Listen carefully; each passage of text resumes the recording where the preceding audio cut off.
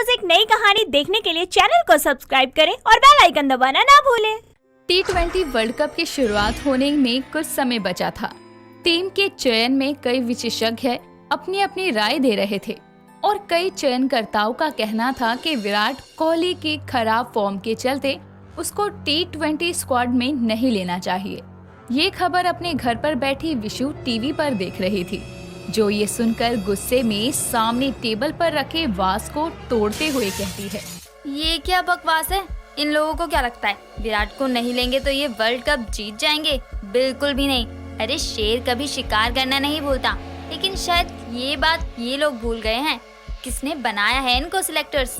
विशु की इतनी जोर से बोलने की आवाज और वास के टूटने की आवाज सुनकर रसोई में काम कर रही विशु की सास अनुराधा आती है और अपनी बहू से कहती है, ओ विराट की फैन बहू, और कितनी चीजें तोड़ेगी तू विराट के चक्कर में। अरे तेरे सामने अगर कोई विराट की बुराई करे तो उसका मुंह तोड़ देती है, और ये लोग टीवी में बैठे हैं, इनका मुंह तो तोड़ नहीं सकती तो घर की चीजें तोड़ने में लगी हुई है। पागल है क्या? माँ जी देखो ना, ये सब कह रहे हैं विराट को वर्ल्ड कप में नहीं खिलाएंगे। ये क्या बात हुई? अरे उसके बिना तो इंडिया टीम का खेलना पॉसिबल ही नहीं है। विशु की ये बात सीढ़ियों से आता उसका पति वीर सुन रहा था, जो अपनी पत्नी के पास आकर कहता है, मैडम टीम एक प्लेयर से नहीं बनती बल्कि 11 प्लेयर से बनती है, और ये तो सबके साथ होता है। जो सही नहीं खेलेगा उसको टीम से बाहर बैठना पड़ेगा। यार आप तो चुप ही रहो और देखना, फॉर्म की बात हो रही है ना, अभी एशिया कप में विराट शतक मारेगा। लिखवा लो, मेरा दिल कह रहा है। इतने टाइम से एक 50 तो लगी नहीं है विराट से, शतक क्या मारेगा? अब तुम ये सब छोड़कर नाश्ता लगाओ। आजा बेटा, मैं लगाती हूँ। आज वर्ल्ड कप के लिए टीम का चयन होना था, इसलिए मुझे पता था आज ये तो किचन में घुसेगी नहीं। अनुराधा अपने बेटे वीर को नाश्ता करवाकर ऑफिस भेज देती है, जिसके कुछ देर बाद हॉल में टीवी देख रही विशु उछलते हुए कहती है, अरे मजा आ गया। अब चयनकर्ताओं से हट के सोचा वर्ल्ड कप के सिलेक्टर्स ने, और विराट वर्ल्ड कप की टीम में सिलेक्ट हो गया। अब देखना किंग कोहली दिखाएगा अपना जलवा। विशु विराट की डाई हार्ट फैन थी। वो कोई भी बुराई विराट की नहीं सुन सकती थी, और अब तो विराट की फॉर्म के खराब होने के चलते हर कोई विराट को ट्रोल कर रहा था, जिससे विशु का दिल जलता रहता था। ऐसे ही एक दिन एशिया कप के शुरू होने से पहले विशु राशन लेने जाती है, और राशन की लंबी लाइन में लगकर जब वो काउंटर पर पहुंचती है तो वहाँ राशन की स्लिप काटने वाले आदमी को अपने साथी से बात करते सुनती है। भाई मुझे तो लगता है ये एशिया कप तो हो गया। देखिए ये विराट कोहली को लिया है, इतने टाइम से 30 के पार स्कोर नहीं बनाया, ये क्या जिताएगा मैच? विशु का पारा ये सुनकर हाई हो जाता है और वो गुस्से में कहती है, आप ऐसे कैसे बोल सकते हैं? अरे उस बंदे ने कितने मैच जिताए हैं, तब तक नहीं बोले विराट हर मैच में क्यों चला जाता है। फॉर्म टेम्पररी होता है, लेकिन क्लास परमानेंट होती है, और विराट कोहली एक क्लासी प्लेयर है। अरे मैडम जिस काम के लिए आई हैं वो करिए और जाइए। अब आप बताएंगे हमें क्रिकेट के बारे में? अरे हमें अच्छे से पता है विराट इस बार भी हर बार की तरह फुस ही होगा। साला जब से शादी किया है करियर खत्म होने को है उसका। वाह वाह, क्या सोच है आपकी। अरे अगर उस बंदे की फॉर्म नहीं है तो उसका इल्जाम उसकी बीवी पर डाल दो। अरे आप लोगों को किसी और को क्रिटिसाइज करना कितना आसान लगता है ना, लेकिन उस बंदे का तो सोचो, उस पर पूरी कंट्री का भार है। सभी की उम्मीदें लेकर वो परफॉर्म करता है, तो जरूरी नहीं कि वो हमेशा अच्छा ही खेले। अरे मैडम साइड हटो ना, आपको राशन नहीं लेना, लेकिन और लोग राशन लेने आए हैं। ऐसी जगह से राशन लेना भी नहीं है जो देश का खाकर देश की ही नेशनल टीम के एक बड़े प्लेयर का ऐसे मजाक बना रहा है। आता जाता कुछ नहीं है, चले हैं क्रिकेट एक्सपर्ट बनने। विशु इतना सब बोलकर घर आ जाती है और अपनी सास को राशन ना लाने की वजह राशन का खत्म होना बताती है। लेकिन उस राशन की लाइन में अनुराधा की पड़ोसन कमला भी थी, जो घर आकर अनुराधा को उसकी बहू की करतूत बताती है, जिसको सुनकर अनुराधा विशु के कमरे में जाकर कहती है, बहू तेरी ये फैन गिरी अब बहुत ज्यादा हो रही है। विराट की फैन बनने के कारण तू ये भूल गई है क्या कि तू किसी के घर की बहू और किसी की बीवी भी है? अब क्या किया मैंने माँ जी? कमला ने मुझे सब बता दिया जो राशन की दुकान पर हुआ। अरे विराट की फैन है, उसके खानदान के सदस्य नहीं, जो ऐसी हरकतें करने पर तेरा विराट खुश होकर तेरे पास आ जाएगा। और राशन नहीं लिया, अब पूरा महीना खरीद के खाएगी। पैसे तेरा विराट भेजेगा। हद है, दोबारा ऐसी हरकत हुई ना तो तू अपना बोरिया बिस्तरा लेकर विराट के पास ही चली जाइयो, जिसकी तारीफों के पुल बांधती रहती है।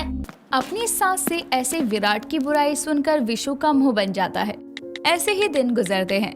एशिया कप की शुरुआत होती है। इंडिया पाक मैच में विराट ने दिखा दिया कि उसकी फॉर्म भले ही टेम्पररी हो, लेकिन क्लास परमानेंट है। पूरी एशिया कप निकल जाने के बाद विराट पूरे टूर्नामेंट में दूसरे नंबर पर रहा, सबसे ज्यादा रन के मामले में। ये दिखाते हुए एक सुबह न्यूज वाले विराट की बड़ाई करते हुए न्यूज दिखा रहे थे। ये देखकर वीर कहता है, क्या फायदा विराट के चलने का, टीम तो एशिया कप हार ही गई ना। पता नहीं लोग चाहते क्या हैं। जब नहीं चलता तो कहते हैं कि चला नहीं, और अगर चल जाए तो उसकी बदौलत जीत जाए तो कहते हैं कि टीम एक इंसान की नहीं 11 प्लेयर से बनी है। तो इस बार बेचारे ने अपना काम कर दिया, बाकी के 10 का काम भी क्या अकेले ही करेगा वो। हाँ पता है, मुझे तुम इनडायरेक्टली ताने मार रही हो। हाँ ठीक है, चल गया तुम्हारा विराट, लेकिन अभी सबसे बड़ा टूर्नामेंट बाकी है, वर्ल्ड कप, और बड़े मैच में तो विराट का फुस होना पक्का है। देखते हैं, किसी ने कहा था कि विराट शतक कहां से मारेगा। एशिया कप में शतक तो आ ही गया, आगे भी मुंह बंद होंगे लोगों के जब विराट का बल्ला चलेगा। विशु को वर्ल्ड कप का इंतजार होता है, और विशु के साथ साथ भारत के हर बच्चे से लेकर बूढ़े को वर्ल्ड कप का इंतजार था, और उसमें कोहली के बल्ले के चलने का इंतजार था। और ये इंतजार खत्म होता है 23 अक्टूबर को, जब वर्ल्ड कप टूर्नामेंट में भारत का पहला मुकाबला होता है पाकिस्तान से, जिसमें विराट की एक धुरंधर पारी की बदौलत इतने रोमांचक मुकाबले में इंडिया पाकिस्तान को 4 विकेट से हराती है। और मैच जीतते ही टीवी के सामने बैठा वीर उछलते हुए कहता है, ओ भाई जीत गए, अरे विराट भाई ने जिता दिया, दिवाली हैप्पी मना दी। अरे विशु बम लाओ, जरा धमाका किया जाए इंडिया की जीत पर। वीर को खुशी मनाते देखकर विशु उसे घूरने लगती है और फिर बोलती है, आप भी उनमें शामिल थे जिनको यकीन था कि विराट इस मैच में नहीं चलेगा, और आज देखो इस जीत में सबसे बड़ा योगदान उसी का है। आज पहली बार विराट की आंखों में आंसू हैं, किसी मैच को जीतकर। वो भी जानता है कि लोगों ने उसके ना चलने पर उसको कितना ट्रोल किया है, और उसे ही नहीं, उसकी बेटी, उसकी बीवी जो कि क्रिकेट खेलती भी नहीं है, आज उसके लिए इस जीत का महत्व आप सबसे बढ़कर है। विशु ये सब बोलते हुए रोने लगती है। उसकी आंखों में आंसू देखकर वीर और अनुराधा कहते हैं, हाँ विशु मुझे माफ कर दो, प्लेयर खराब नहीं होता, उसका वक्त खराब होता है, और अगर हम किसी प्लेयर को अच्छा मानते हैं तो हमें उसके बुरे वक्त में भी उसका साथ देना चाहिए, उस पर से अपना भरोसा हटने नहीं देना चाहिए। हाँ बहू, मुझे भी माफ कर दे। सच में विराट की सच्ची फैन है तू, जिसने उसके बुरे वक्त में भी उसका साथ दिया। आज तेरे और तेरे जैसे सच्चे फैन के भरोसे के कारण ही विराट ने अपनी शानदार पारी खेली और इतने अच्छे मुकाबले में भारत को जीत दिलाई। तो इसी बात पर अब हम पटाखे फोड़ेंगे। आखिर इंडिया जीती है, वो भी वर्ल्ड कप में पाकिस्तान से। जश्न तो मनाना जरूरी है। चलो। वीर और विशु मिलकर मोहल्ले में जाकर पटाखे फोड़कर भारत की पाकिस्तान से जीत का जश्न मनाते हैं।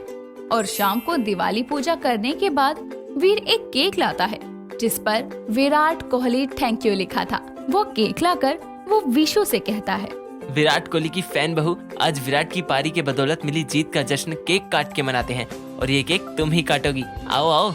विशु केक काटकर विराट की विराट पारी का जश्न मनाती है, जिसके बाद ऐसे ही विराट की धुआंधार पारी चालू रहती है।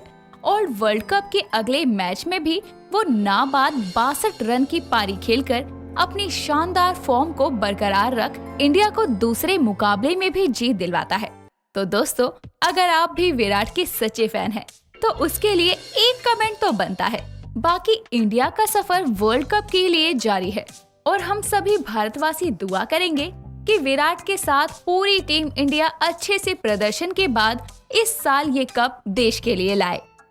गर्मियों के समय हर कोई अपने घर में कूलर और एसी चलाता है, लेकिन एसी और कूलर के चलते झगड़ते हुए बस भाई बहन को ही देखा होगा।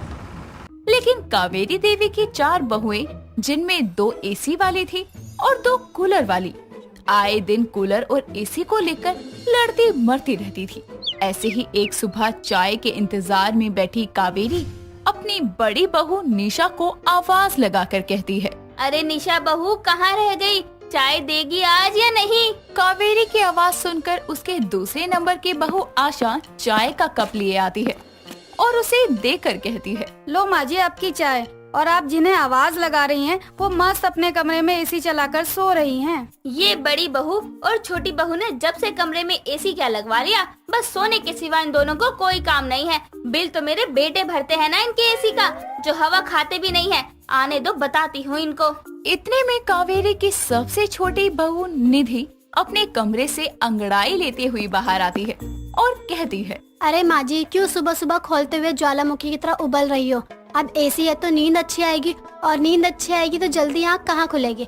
अब कूलर तो है नहीं कि बटन बंद करते ही तुरंत कमरा गर्म हो जाएगा, और एसी तो बंद होने के बाद भी 1-2 घंटे कमरा ठंडा रहता है। ये कूलर का ताना किसको मार रही हो देवरानी जी?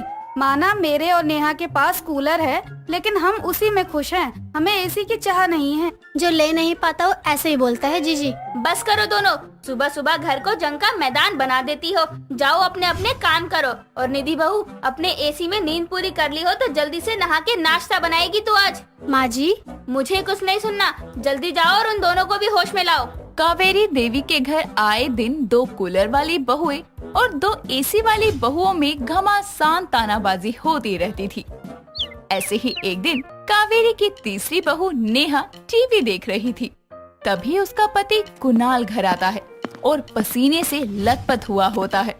ये देखकर नेहा बोलती है, अरे आप आ गए। बाप रे, इतना पसीना।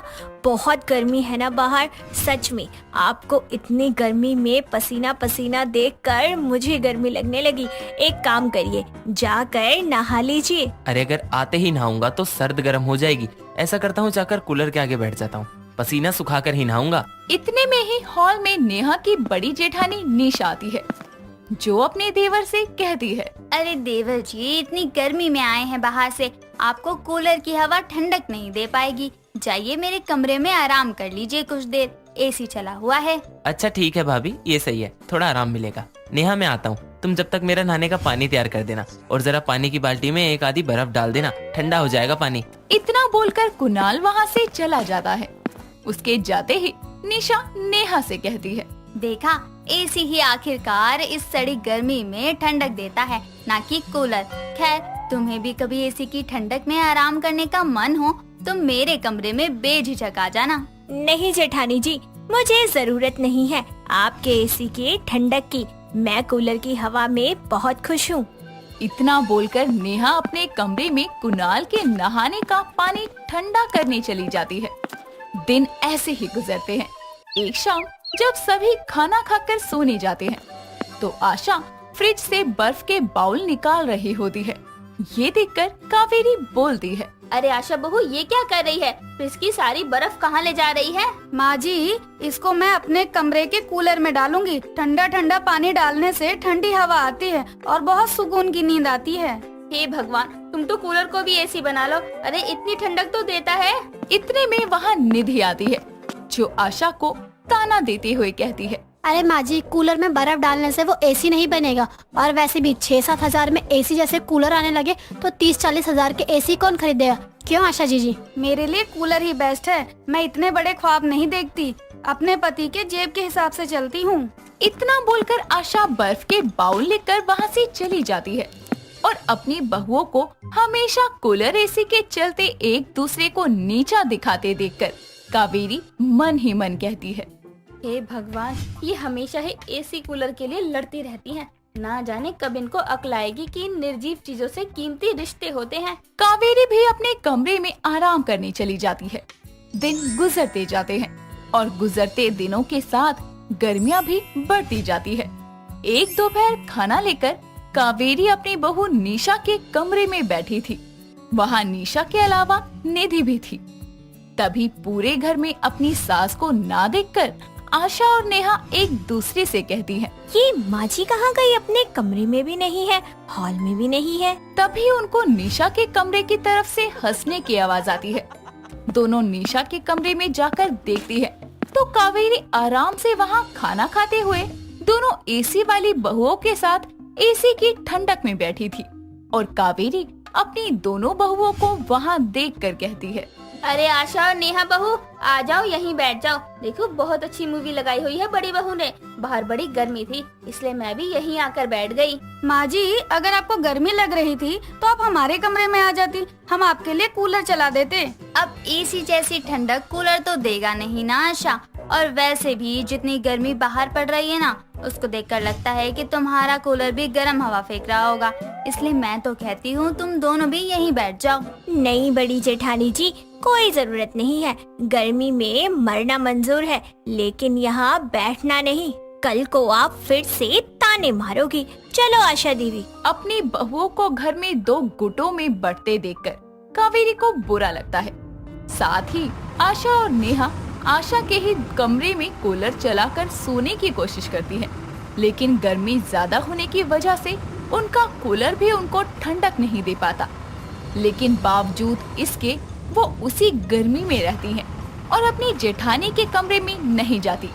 दरवाजे पर खड़ी कावेरी अपनी दोनों कूलर वाली बहुओं को सड़ी गर्मी में ऐसे सोता देखकर खुद से कहती है, आखिर कब तक ये मेरी बहुएं एक दूसरे से एसी कूलर पर लड़ेंगी? मुझे तो समझ ही नहीं आता कि क्या करूं। कावेरी भी अपनी बहुओं के बीच आई इस दूरी के लिए परेशान थी। उसी रात जब सब खाना खाकर सोने जाते हैं तो कुछ देर बाद ही लाइट चली जाती है और गर्मी के कारण सभी बहुएं हॉल में आकर कावेरी से कहती है, माँ जी बहुत गर्मी हो रही है, इस गर्मी में तो छत पर भी नहीं सो सकते। फर्श इतना गर्म होगा कि सुबह तक आमलेट बन जाएगा।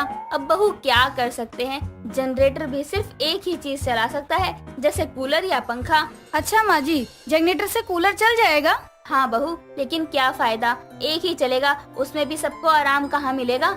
मिलेगा माँ जी, सबको आराम मिलेगा। आशा दीदी चलो। टॉर्च की लाइट के सहारे आशा और नेहा हॉल में कुछ बिस्तर बिछा देती है और एक कूलर चला देती है, जिसके बाद आशा बोलती है, माँ जी हम सब यहीं सो जाएंगी। क्यों निशा भाभी, गर्मी में सोने से अच्छा है कि हम कूलर की हवा में सो जाएं। मुझे नहीं सोना यहाँ, मैं अपने कमरे में जा रही हूँ। इससे ज्यादा ठंडक तो वहीं है। मैं भी। देख लो बहुओं, लाइट का कोई भरोसा नहीं है कि कब आए, और मेरे बेटे भी नहीं है घर पर। काम के सिलसिले में वो चारों शहर से बाहर है, तो हम 5 तो यहाँ आराम से सो ही जाएंगी, बाकी तुम्हारी मर्जी। कावेरी की बात को नजरअंदाज करके निशा और निधि अपने कमरे में चली जाती हैं और बाकी के तीनों सदस्य बाहर हॉल में कूलर की हवा में सो जाते हैं। लेकिन काफी देर तक के इंतजार के बाद जब लाइट नहीं आती तो निशा और निधि अपने आप बाहर आकर सो जाती हैं। अगली सुबह अपनी दोनों एसी वाली बहुओं को भी कूलर की हवा में सोती देखकर कावेरी उठकर कहती है, उठ जाओ बहुओं, सुबह हो गई है और लाइट भी आ चुकी है। चारों बहुएं उठ जाती है तो निशा अंगड़ाई लेती हुई कहती है, माँ जी लाइट रात को ही आ गई थी, मुझे पता चल गया था, लेकिन कूलर की हवा में इतना सुकून मिल रहा था सोकर, इसलिए मैं और निधि उठकर नहीं गए। हाँ, इसलिए आशा और नेहा दीदी हमें माफ कर दो।